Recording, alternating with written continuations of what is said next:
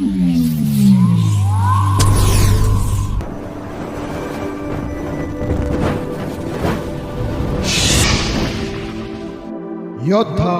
News channel.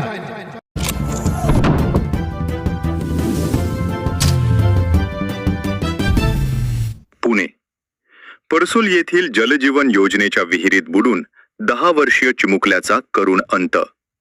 26 तासानंतर मृतदेह बाहेर काढण्यात यश। पुणे प्रतिनिधी शांताराम शिंदे, ब्युरो चीफ, परसूल, पुणे।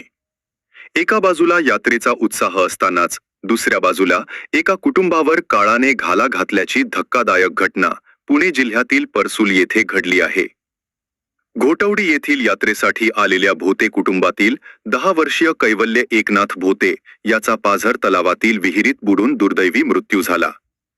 वन्यजीव रक्षक मावळ संस्थेच्या पथकाने 26 तासांच्या अथक प्रयत्नानंतर या चिमुकल्याचा मृतदेह बाहेर काढला। नेमकी घटना काय? मिळालेल्या माहितीनुसार वाशेरे येथील भोते कुटुंब घोटवडी गावच्या यात्रेनिमित्त आले होते।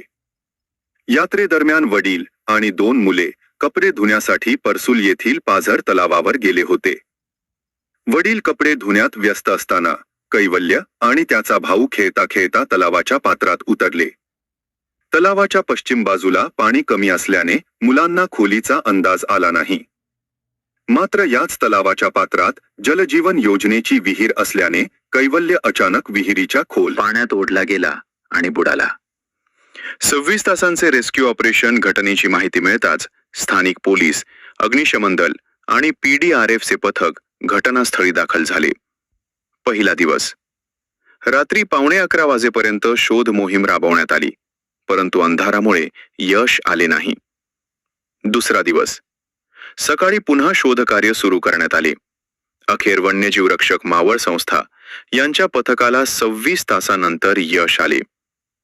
परिस्थिती: कैवल्याचा मृतदेह तलावाच्या तळाशी असलेल्या चिखलात अडकला होता। त्याचे हात आणि तोंड मातीत घुसलेल्या अवस्थेत मिळून आले। पुढील कारवाई आणि तपास: मृतदेह बाहेर काढल्यानंतर घटनास्थळी उपस्थित असलेल्या नातेवाईकांनी एकच हंबरडा फोडला। पोलिसांनी तातडीने रुग्णवाहिका बोलावून मृतदेह ताब्यात घेतला। घटनेचा पंचनामा केल्यानंतर मृत्यूचे नेमके कारण स्पष्ट होण्यासाठी मृतदेह शवविच्छेदनासाठी शासकीय रुग्णालयात पाठवण्यात आला आहे। या प्रकरणी स्थानिक पोलिसांनी अकस्मात मृत्यूची नोंद केली असून पुढील तपास सुरू आहे। गावावर शोककळा: अवघ्या 10 वर्षांच्या कैवल्याचा अशा प्रकारे अंत झाल्याने परिसरात हळहळ व्यक्त केली जात आहे। तलावातील विहिरीची माहिती नसल्यानं हा अपघात घडल्याचे बोलले जात आहे।